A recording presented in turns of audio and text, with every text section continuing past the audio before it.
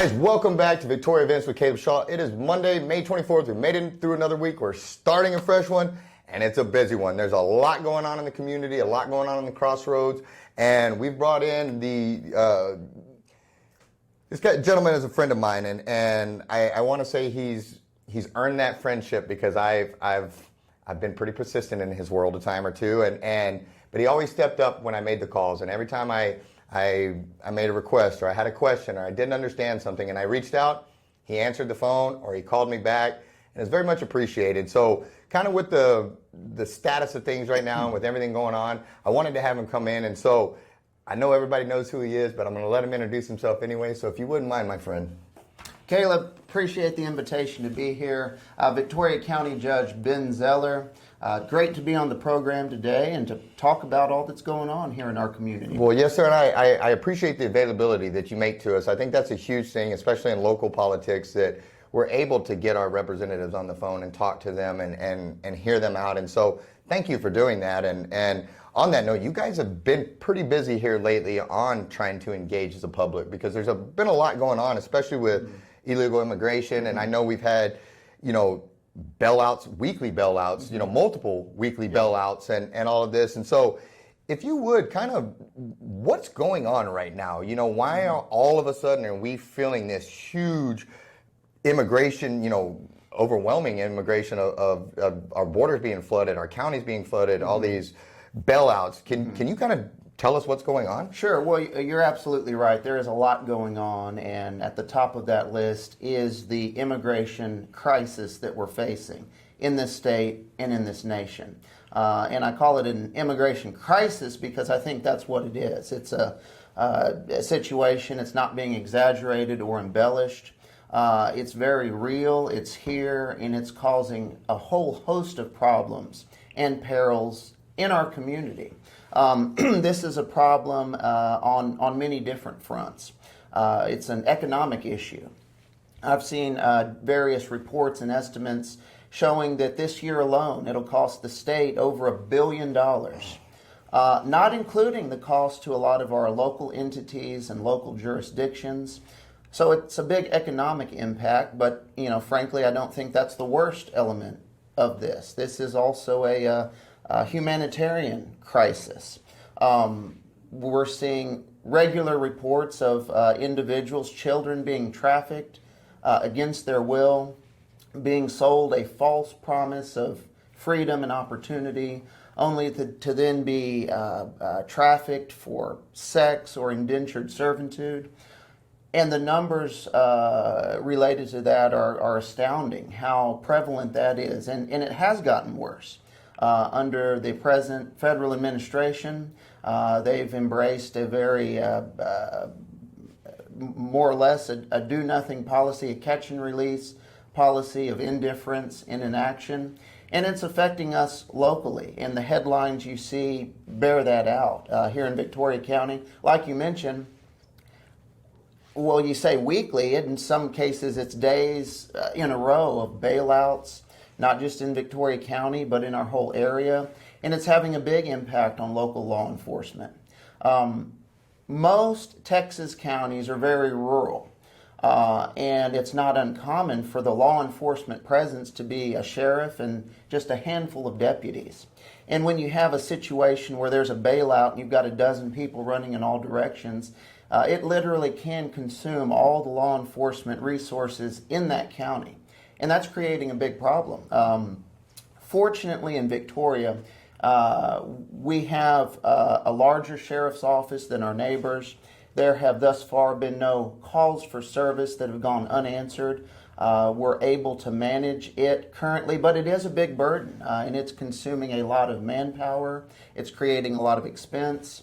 And the problem is not being overstated. It's very much real. Well, and I know you guys are going to great lengths to try to inform the public. I know last week there was out at Sun Valley Ranch, there was a town hall. Yeah. And then tonight there's in Inez, there's the town hall, and I think Ken Paxton is coming and all of that. And so you guys, I know you're really getting out there to make the effort to educate people. But what is the break, for those of us those that don't understand, how is it that between federal, state, and local that federal can make a decision for us in the state and locally that we almost feel like our hands are tied behind our back, or what options do we have right now when the federal government doesn't seem interested in our problem, only seem interested in making it worse?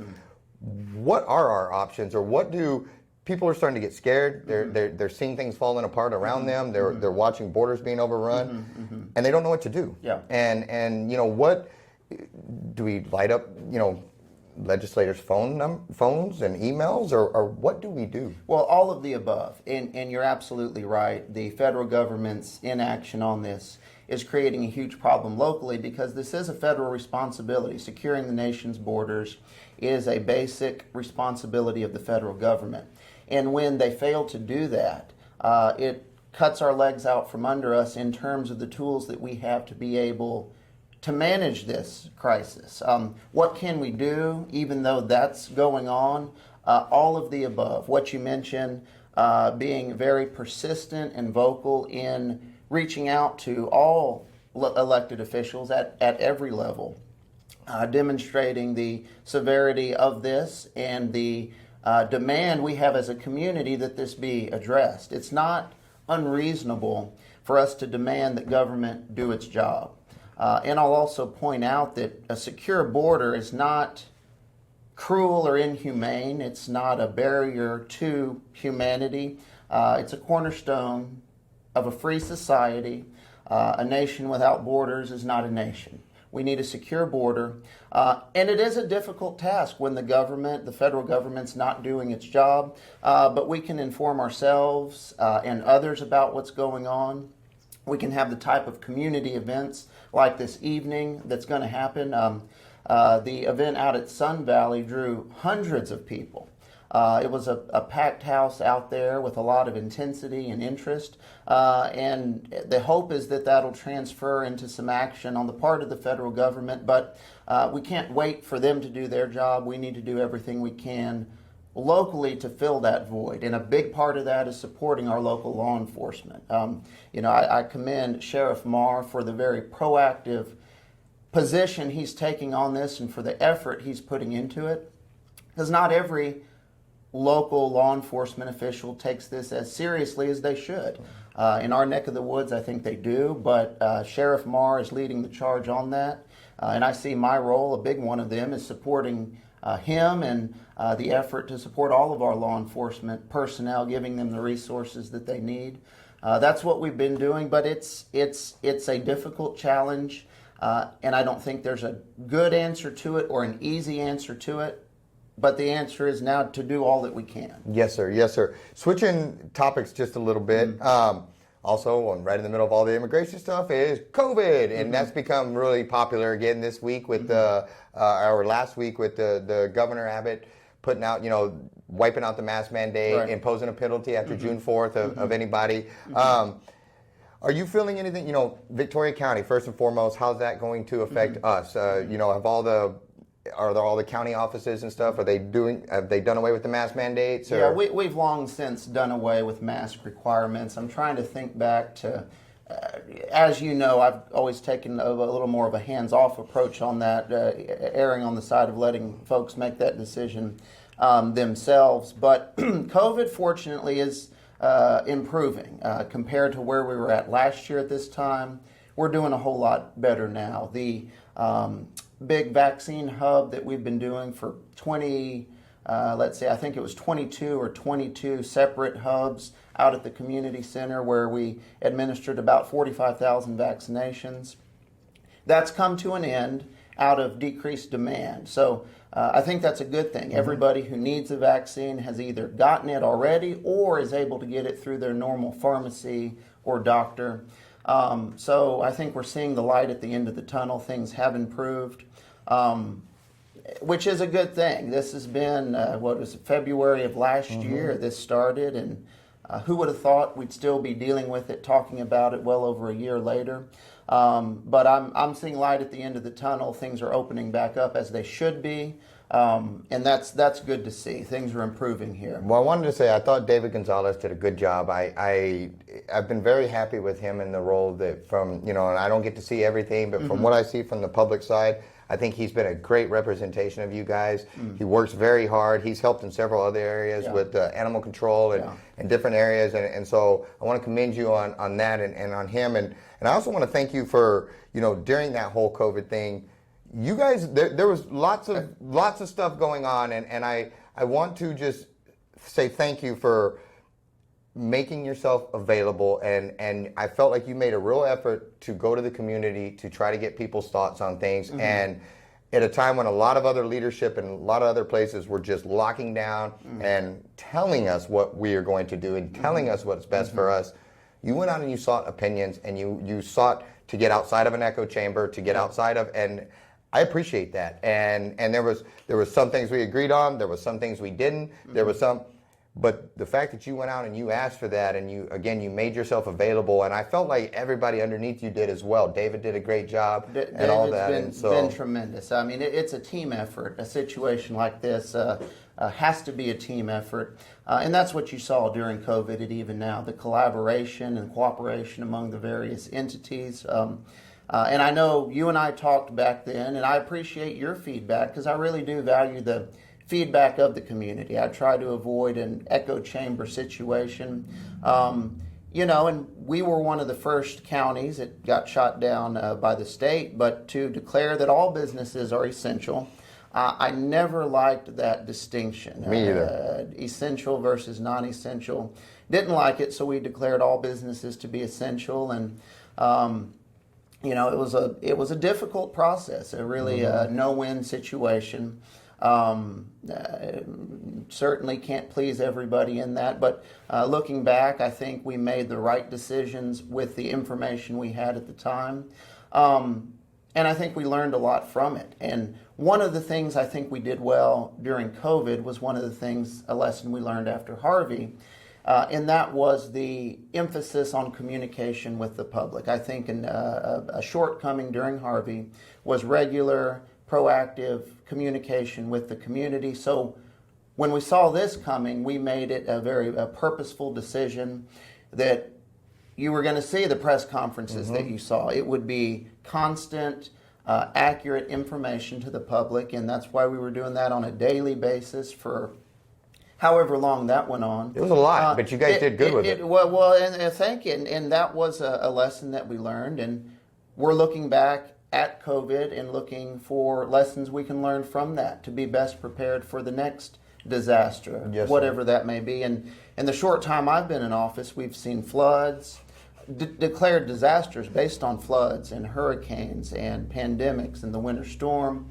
We're no stranger to natural disasters, hurricanes in particular. So we look at every one of these instances as an opportunity to learn and be better prepared to serve and protect this community when the next one arises. Yes, sir. Well, Judge, I really appreciate your time. I could turn this into a 2-hour interview very easily because there's lots of things that I'd just like to hear your thoughts on. Down the road, if you would humor us with a Meet Victoria episode, we'd love to come in and film you on the courthouse and all of the workings. But thank you again. Again, you're love you, hate you. You're out there and you're accessible, and I appreciate that. And so thank you for that. And again, I appreciate how you listen to the community and you make yourself available. That's huge to me, and it encourages people to get their voices out there and to talk to you. And we're not always going to agree, but as long as we're always trying, we're moving forward. And so, Judge, I appreciate you so much. Caleb, thank you. Yes, sir. Guys, if you'll stay tuned, we'll have a quick word from our sponsor. We'll be right back with our next guest.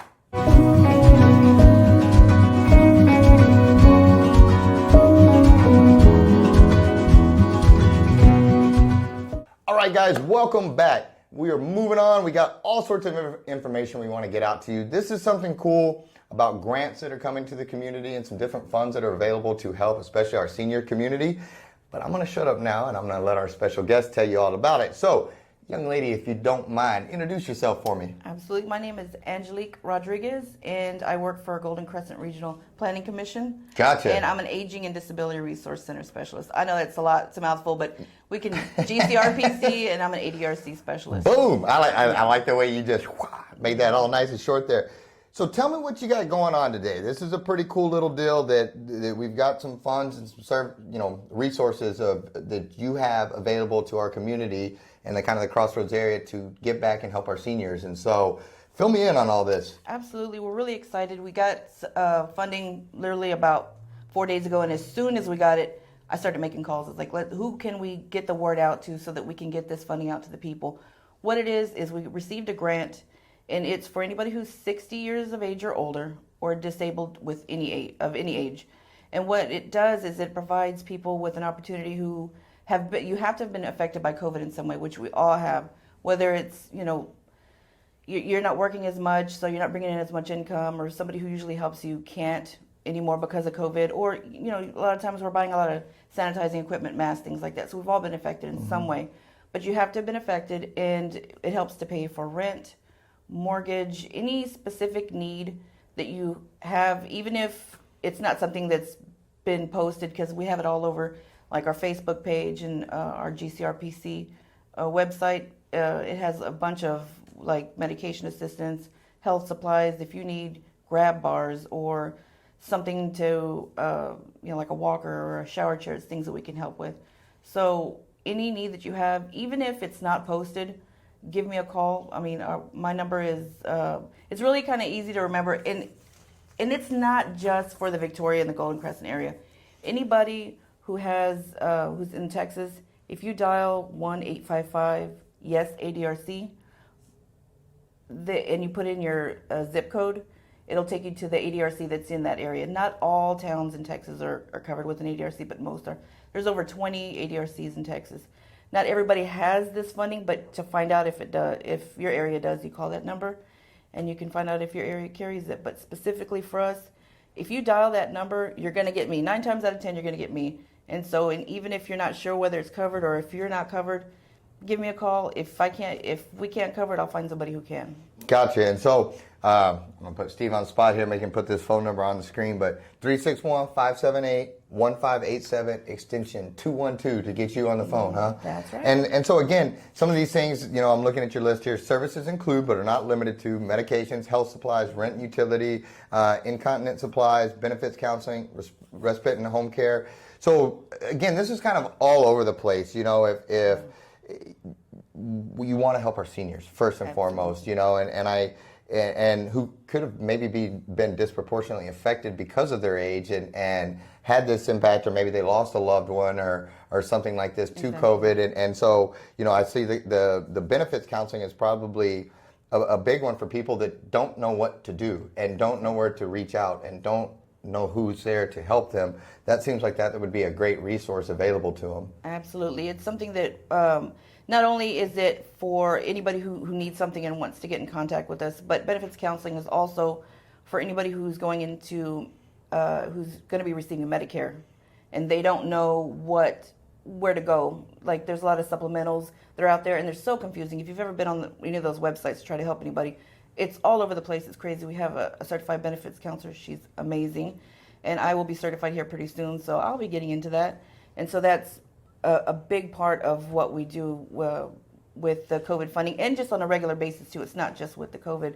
Anytime anybody needs benefits counseling, they can give us a call, regardless of the funding or not. Gotcha. Well, that's great. So let's go through how they could reach out for you guys. You said you guys do have a Facebook page. We do. It's at the Golden Crescent Regional Planning Commission. There you go. That's it. And again, we already did your number, 578-1587, extension 212. What was that other number? What did you call that? It's 1-855. 1855. And what was that thing again? What did you call that? Yes, ADRC. Yes, ADRC. See, I'm learning something every day. I didn't know.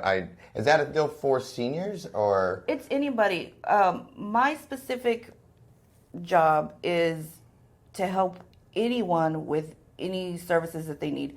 We just got this grant, so this is what we're helping with this for. But it doesn't necessarily, even if there wasn't a grant, if you need low-income housing, like let's just say, rent's pretty expensive around our area. You need to find taxes something are affordable. high. Yes, ma'am. You give me a call. I'm going to help you find something. I'm going to tell you where to go, and if I can't find it, I'll find somebody who can. Gotcha. And it's any need that you have. It doesn't have to be housing. It could be anything that you can think of. If you just want to help. If you don't know where to go on a need that you have, call me. I'll figure it out. Outstanding. I'll figure it out for someone. And these grant funds, I'm guessing these are on a first come, first served basis. So once these are out the door, more than likely they're gone.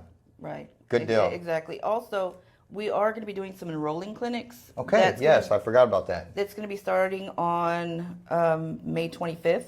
Gotcha. So tomorrow we got our first one. Right. It's going to be in Nixon. Okay. And it's going to be First United Methodist Church between 1:30 and 3:30. Okay. And then I have another one on Thursday, May 27th. I'll be in Calhoun County. So I'll be in Cuero at Calhoun Community Ministries between 9 and 12. And then I'll be at the Seadrift First Baptist Church between 1:30 and 3:30.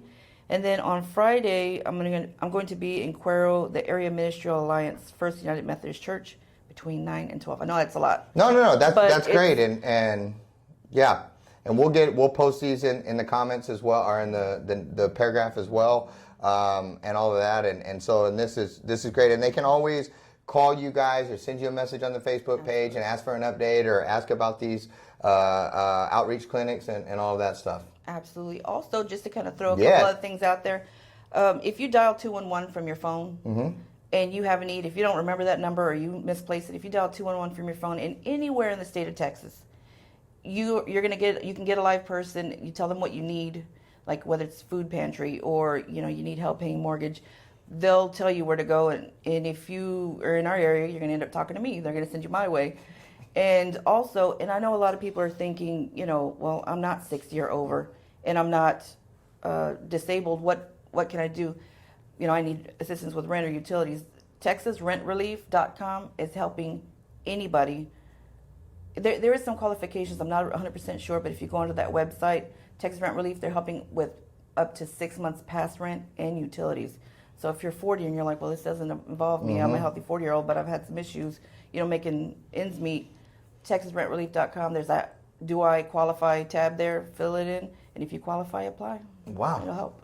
Well, I feel like I need you on speed dial because you're like the go-to for everything. Yes, I like it. Well, yeah, I will make sure I'm going to put you in my phone, young lady, and keep you there on speed dial. So when I don't have an answer, I'm going to call you on stuff. But am I forgetting anything before we move on?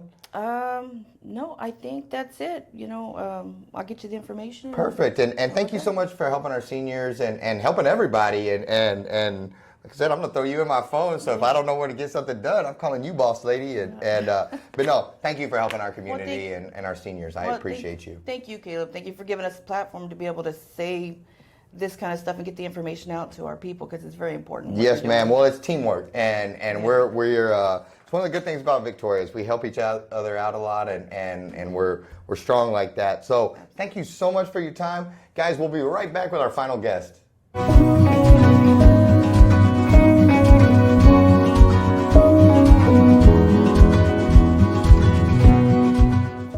All right, guys, welcome back. My next guest, already, Mr. Greg Garrett. He is the Museum Experience Coordinator. Is that right? Yeah, it's close enough. Jack of all trades at the museum. What is it? Museum Experience Educator. Is that what it is? That'll work. Bam, that'll work. Of the Museum of the Coastal Bend. Yes, sir, man. I'm telling you. And I'm glad you're bringing, we had these big serious guests before and all this kind of stuff.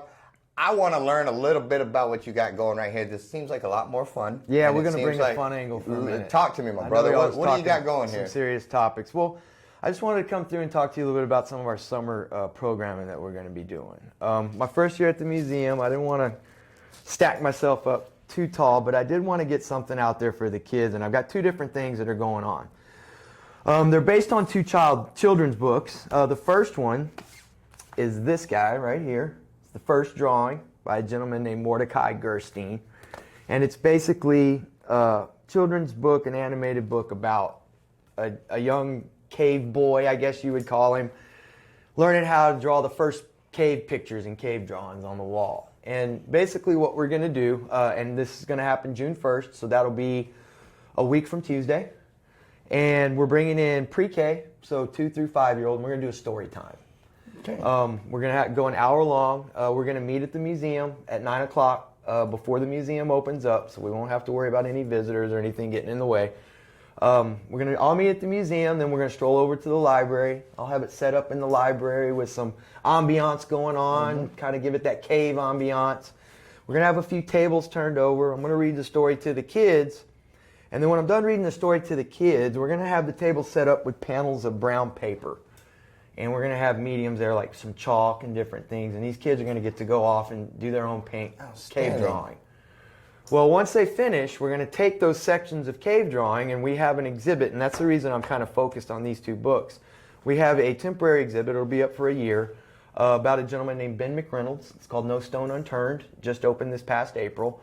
And he is a, they've got a particular name for it. He's like a civilian archaeologist. He didn't get a professional training, but he's been doing it forever. And so we have an exhibit of the collection that he's amassed over the years, and it's amazing. So we kind of wanted to focus our programming around that exhibit.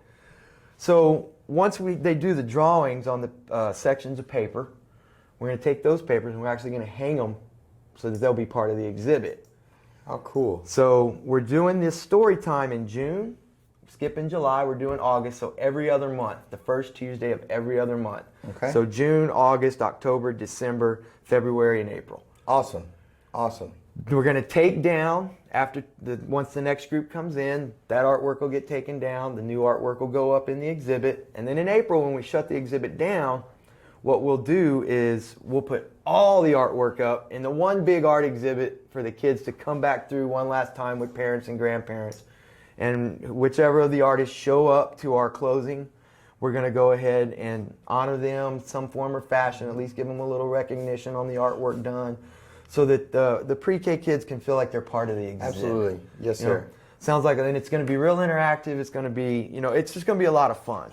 So that's pre-K. So, and that starts, that one, the first one will be June 1st, so a week 1st. from Tuesday. Got it. I will get to how you can register for both of these at the end. Okay. We're in the same exact Perfect. spot. Perfect. That works. Next one, we're doing a summer camp. And this is going to take place June 21st through the 25th, so it'll be the last week of June. Okay. It's basically going to be a mammoth hunter summer camp. And Sounds fun. Yeah, it's killer. I ran across this book in our store. You wouldn't want to be a mammoth hunter. And it's a kid's book too. It's animated, but it's a little bit higher level than the one I just showed a moment ago. And I started thumbing through it, and I'm like, man, this is a roadmap to a summer camp, because it shows the types of tools that they would have used in making their cave art. It shows, the different musical instruments that they were using. So it goes through and it gives me this roadmap. And so I've got it set up to where we're going to be talking about some STEM stuff. So we're going to fit our STEM in there, our science, technology, and math, and all of that stuff, with our climate, ecology, and geology of the period. And then the next few days, Wednesday, Thursday, and Friday, Monday's going to be a big introduction to the museum, myself, the kids, all of that kind of thing. Wednesday, Thursday, and Friday, we're really going to go into the culture of these early peoples. Because we tend to think at times, when we think about early peoples, that they weren't very sophisticated, that it was just, let's go hunt and build a fire and cook our meat. Mm-hmm. Well, it wasn't. These people had stone tools, they wore jewelry, they wore body paint, they were worried about the way they looked.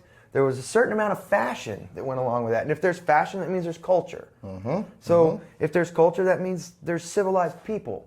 So at times we may not think of early peoples that were running around 8,000 years ago as being civilized, as having culture, as having heritage.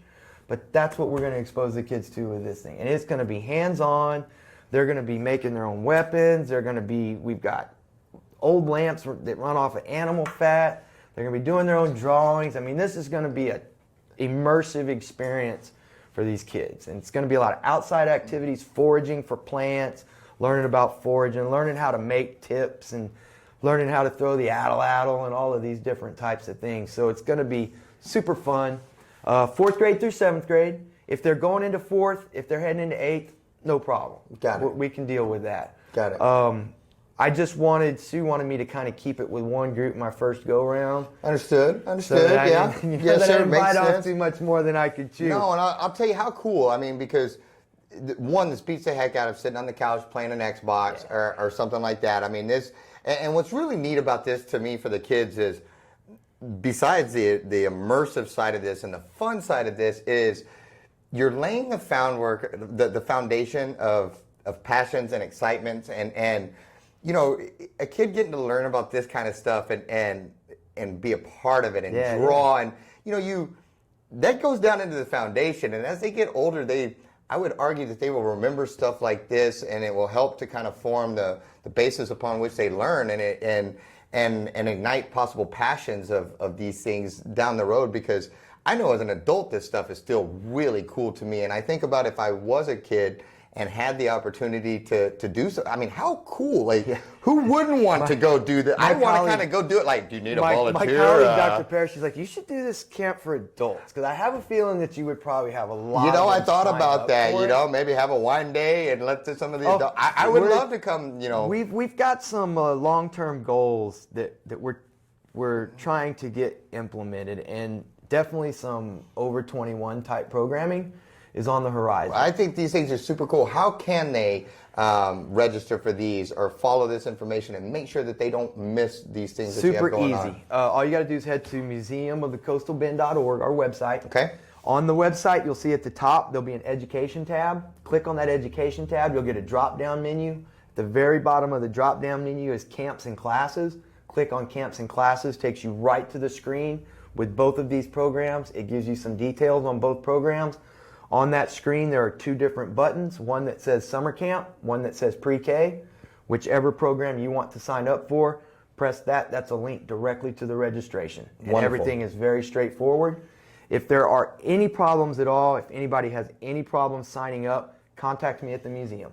582-2559. I finally Sounds memorized good to that. me. Good job. Good job. And gregory.garrett at victoriacollege.edu. Got good deal. Well, My man, door's wide open. brother, this is super exciting, and you're doing a great job over there. And I appreciate the passion that you bring to it, because it's infectious. And like I said, I think this is super cool, and probably expect me to do a little drive by and come check it out. Yeah, I and- want to and meet all of that. Victoria And- at some point. Well, this you know, summer. we just did I'm the gonna get you Nave, out there and throwing that yes, sir, we just did the Nave, and it was a really good episode, and we'd love to get out there and do the Museum of the sure. Coastal Bend We'll figure something and out. throw that thing and embarrass myself a little bit. But again, Greg, thank you so much. I appreciate the passion you bring Thanks to it. for having me. Yes, sir. Guys, thanks so much for tuning in. Thank you to our sponsors. Thank you to Victoria for backing this show, supporting this show, and make sure you go check out all these things. They're awesome, but they don't continue to grow unless you continue to visit. So thank you so much, and we'll see you next week.